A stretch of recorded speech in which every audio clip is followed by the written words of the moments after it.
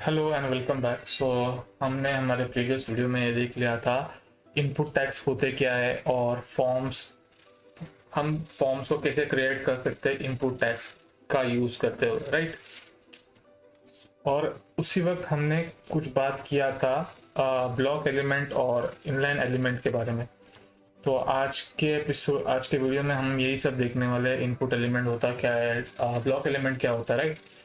तो पहले VS code की तरफ जाते हैं और एक नई फाइल क्रिएट करते हैं जिसका नाम हम रख देते हैं batman6.html। Okay, and as usual हम हमारी शुरुआत एक बॉयलर प्लेट ऐड करके करेंगे और हम डॉक्यूमेंट का नाम चेंज करके ऑरेंज जैसे डाल देते हैं। ओके, सबसे पहले हम हमारे अच्छे दोस्त के पास जाते हैं, गूगल के पास।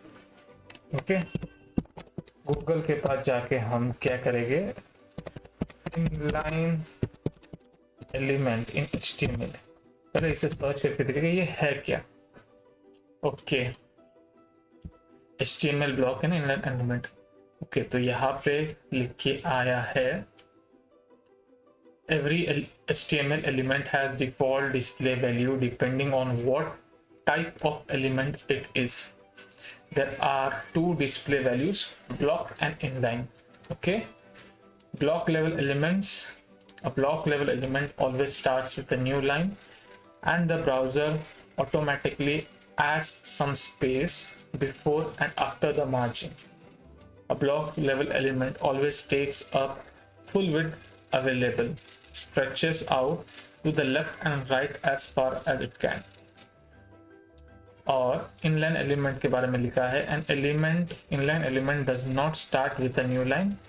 An inline element only takes up as much width as necessary. तो अब ये क्या है मैं आपको बता देता हूँ। फॉर एग्जाम्पल मैं एक लाइन क्रिएट करो, पहले मैं पैराग्राफ टैग यूज करके मैं एक लाइन लिखता हूँ। फॉर एग्जाम्पल दिस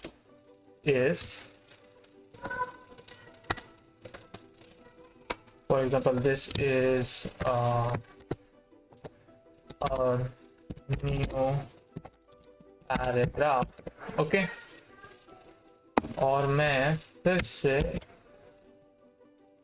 एक लाइन ऐड करके लिख देता हूँ this is also a new paragraph. Okay, इसे सेव कर दूं और इससे मैं रन कर दूं फॉर एग्जाम्पल। ओके, तो मुझे दो लाइंस मिलते हैं। फर्स्ट लाइन स्टेट करती है that this is a new paragraph and second line ये स्टेट करती है this is also a new paragraph.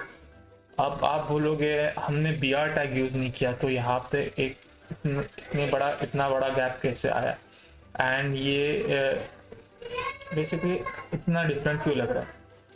तो जैसे हमने यहाँ पे पढ़ा है block elements always take a full width available. तो जैसे हमने अभी देखा ब्लॉक एलिमेंट ने पूरा का पूरा लाइन स्पेस ले लिया। ओके, अब आप बोलोगे ये ऐसा उसने स्पेस क्यों लिया, तो मैं आपको एक CSS का एलिमेंट इनपुट करके आपको उसे डिस्क्राइब करके दिखाता हूँ। Wait a sec. Okay, so for example अगर मैंने पैराग्राफ के आगे लिख दिया स्टाइल।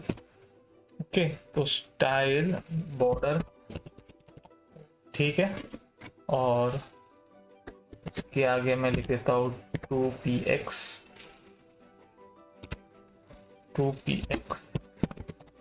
सॉलिड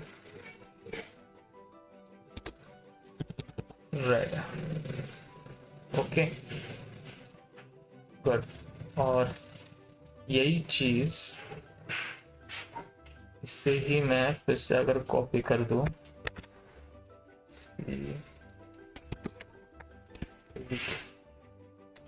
ठीक है, और इसे पेस्ट करके अगर आपको दिखा दूं तो देखो यहाँ पे जो मैंने लाइन डिस्प्ले की है वो पूरा का पूरा विड्थ ले रहा है मेरे वेबसाइट का, from your left till your right. भले आपका लाइन एक बहुत ही कम वर्ड्स में अगर आपकी लाइन हो, एक स्पेसिफिक साइज वो ऑक्यूपाई कर रही हो, बट वो जो एलिमेंट है वो पूरा का पूरा ब्लॉक अपने साथ ले लेगा। ओके, तो ये है हमारा ब्लॉक एलिमेंट। अब मैं आपको और एक एग्जांपल के साथ दिखा देता हूँ इनलाइन एलिमेंट के बारे में। तो मैं फिर से एक फॉर एग्जांपल इनलाइन एलिमेंट के लिए मैं यूज करता हूँ स्पैन। ओके, एंड स्पैन के अंदर मैं लिख देता हूँ this is a span. Okay good, and यहाँ पर मैं उसे फिर से यूज करता हूँ span this is also span. Okay, save करके दिखा दो आपको, तो मुझे ये एक लाइन में दिखाई दे रहा है। अब आप बोलोगे मोस्ट प्रोबेबली यहाँ पे हमने कोई ट्रिक यूज नहीं की है। जैसे इसका डेफिनेशन है for block element takes a full width available, और इनलाइन में इन्होंने लिखा है it the element only takes up much width as necessary. तो यही यहाँ पे भी हुआ है, जितना ब्लॉक एलिमेंट है उसने पूरा विड्थ यूज किया, यूटिलाइज किया, और इनलाइन ने सिर्फ एक स्पेसिफिक पार्ट यूटिलाइज किया। अब मैं एक काम करता हूँ, इससे भी स्टाइल प्रोवाइड।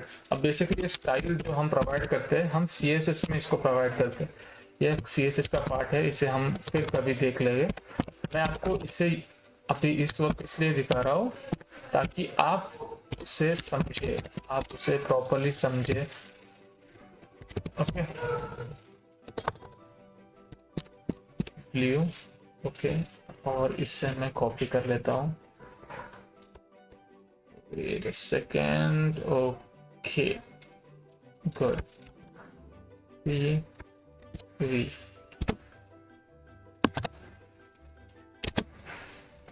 ओके, और इसे सेव करके अगर आपको दिखा दूं तो देखो ब्लॉक एलिमेंट जो था उसको मैंने रेड में रखा है। ओके, और उसने पूरा का पूरा लेंथ ऑक्यूपाई किया। भले ये टेक्स्ट इतना ही था, बट उसने लेंथ पूरी की पूरी ऑक्यूपाई की है from left to right. But in the comparison inline element जो था उसने सिर्फ उतना ही स्पेस ऑक्यूपाई किया जितना उसका टेक्स्ट था, right. This is a span, that's it. Okay, तो ये है इनलाइन और ब्लॉक एलिमेंट। ओके, तो ये इतना ही था।